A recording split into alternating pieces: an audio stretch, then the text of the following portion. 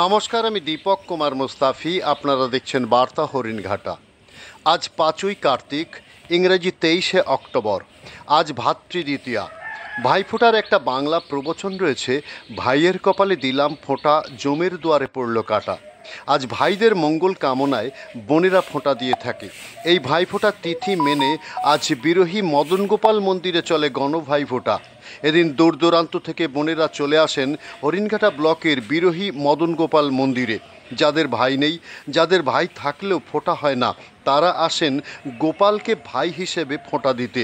একসময় এখানে হিন্দু মুসলিম সকলেই ফোঁটা দিতে আসতো। এদিন দেখা গেল গোপালকে উদ্দেশ্য করে মন্দিরের দেয়ালে ফোঁটা দিতে।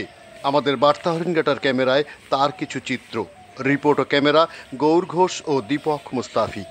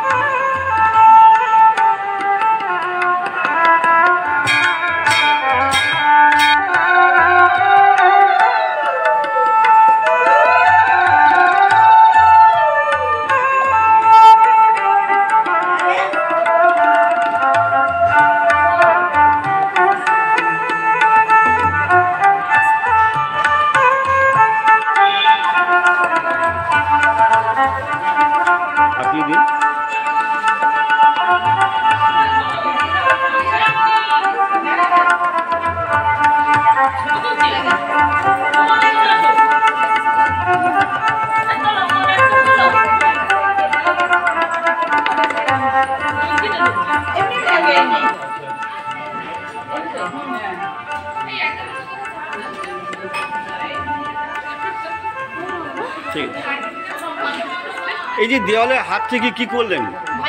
ভাইকে ফোঁটা দিলাম। কি ভাইকে ফোঁটা দিলেন? আপনারা তো ভাই না, এটা ভাই কি হবে? ভাইয়ের ফোঁটা আছে, ভাই থাকলেও ফোঁটা নেই, সেই জন্য কোথা থেকে এসেছেন আপনারা? হ্যাঁ, চড়কতলা। কি নাম আপনার? প্রতিমা দাস। আপনার নাম? সন্ধ্যা দাস। আপনার নাম? উমা বিশ্বাস। আপনার নাম? সবাই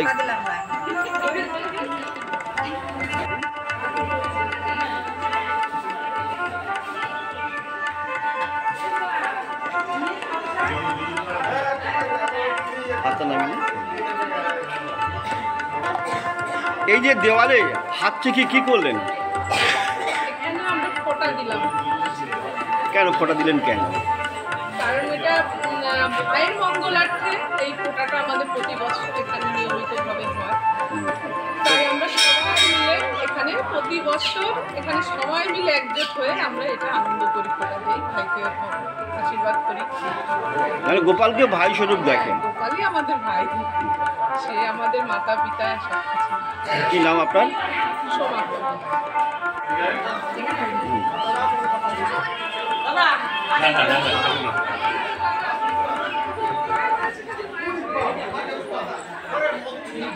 ঠিক আছে, ক্যামেরা দিন টাকা।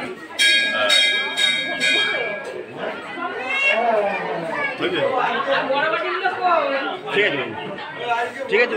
হ্যাঁ হ্যাঁ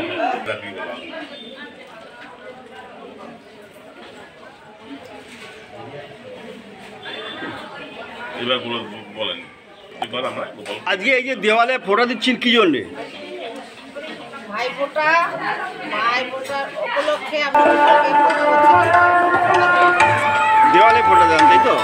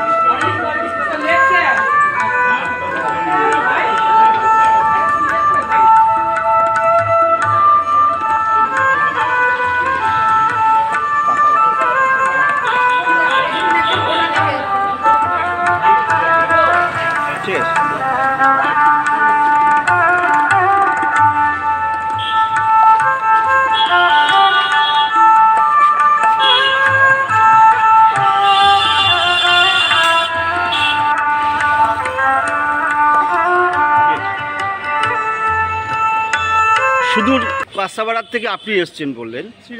শ্রীরামপুর থেকে এসছেন, কি উদ্দেশ্যে এসছেন গোপালতলায়?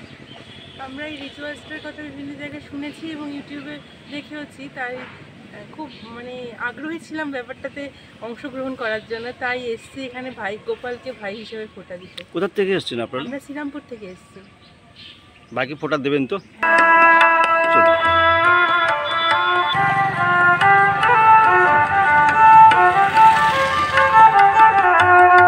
সুদূর কাঁসাপাড়ার থেকে আপনি এসছেন বললেন?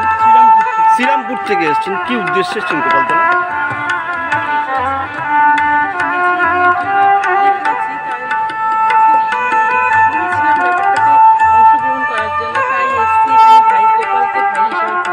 কোথা থেকে এসছেন আপনারা? বাকি ফোঁটা দেবেন তো?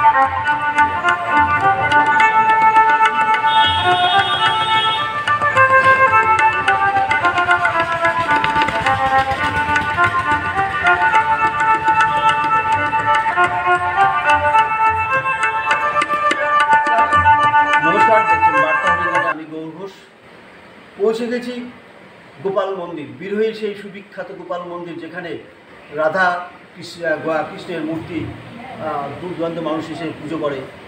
আজ সেই মন্দিরে পৌঁছে গেছি, মদন গোপাল মন্দিরে। ভাইফোঁটা উপলক্ষে এখানে প্রত্যেকটা মানুষ, যে সমস্ত মানুষের মেয়েদের ভাই আছে অথবা ভাই নেই, তারা সবাই উভয় এসে এখানে ফোঁটা দেয়। আজ পেয়ে গেছি এই মন্দিরের কর্মকর্তাকে। আসুন শুনুন আমি কী বলেন। দাদা, এই যে মন্দির, গোপাল মন্দির বহু পুরনো মন্দির, কোথাও অনুযায়ী এখানে ভাইফোঁটা অনুষ্ঠান আগে হতো, হিন্দু মুসলমান সবাই এসে ফোঁটা দিত। বর্তমানে কী অবস্থা? সে প্রচলিত নিয়ম অনুযায়ী, নিয়মই বলবো, কারণ হচ্ছে যে এমন একটা পরিবেশ সৃষ্টি হয়েছে না, বিভিন্ন সম্প্রদায়ের প্রতি বছরে এই ভাইফোঁটার দিন তারা এসে এই গোপালের এই দরজায় এসে ফোঁটা দেয় এই জন্যেই, যেসব মায়ের পুত্র সন্তান নেই, যেসব বোনের ভাই নেই, তারা এসে এই গোপালের উদ্দেশ্যে ফোঁটা দিয়ে পরবর্তীকালে তাদের মনস্কামনা পূর্ণ হয়, যার জন্যে প্রতি বছর প্রচুর লোক এখানে সমাগম হয় এই ভাইফোঁটা উপলক্ষে। সে বিভিন্ন ধর্ম অবলম্বী, হিন্দু মুসলমান বিভিন্ন ধর্ম তারা আসে, যাদের পুত্র সন্তান নেই, জানেন যে ওইখানে গিয়ে ওই ঠাকুরের উদ্দেশ্যে যদি আমরা ফোঁটা দিই দৌড়ে, তাহলে পরে আমার পুত্র সন্তান হবে। কেউ বোনেরা ভাবে যে আমার একটা ভাই হবে, সেইভাবে এইভাবে চলে আসছে এইখানে এই মেলাটা। এবং প্রতি বছরই বিভিন্ন জায়গার থেকে বিভিন্ন লোক এসে এখানে পুজো দিয়ে যায় এবং তাদের মনস্কামনা পূর্ণ হয়। পরবর্তীকালে দেখা গিয়েছে যে তারা এসে আমাদের এই মন্দিরে বাল্যভোগ এবং দুপুরের যে ভোগটা হয়, তারা তাদের মনস্কামনা যেহেতু পূর্ণ হয়েছে, তারা এসে পুজো দিয়ে যায়। মানে এই যে প্রথা চলে আসছে সেই যুগ যুগ থেকে, আজও বহমান, কিন্তু সেই মুসলিম বা এসে কি হ্যাঁ, ওরা আসে, যাদের ভাই নেই তারা এসে যথারীতি এই দৌড়ে এসে ফোঁটা দিয়ে যায়। মানে একটা এখানে একটা হিন্দু মুসলমান একটা কোনো ভেদাভেদ নেই, বিভিন্ন সম্প্রদায়ের লোকেরা এখানে আসে এবং তারা এসে ফোঁটা দিয়ে যায়। এটা মোটামুটি কত বছর ধরে চলে আসছে? এই 1760 থেকে এখান থেকে তো বলে যেদিন এই মন্দির প্রতিষ্ঠা হয়েছিল তারপরের থেকেই এই প্রচলনটা হয়ে আসছে অনেক দিন ধরে। কেননা আমি তো জন্মের থেকে দেখছি, তার আগের থেকে এসব হয়ে আসছে।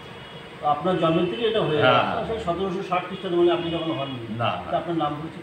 আমার নাম শ্রী শান্তি সেনা রায়, বিরোহী মদন গোপাল মন্দির পরিচালনা কমিটির সম্পাদক।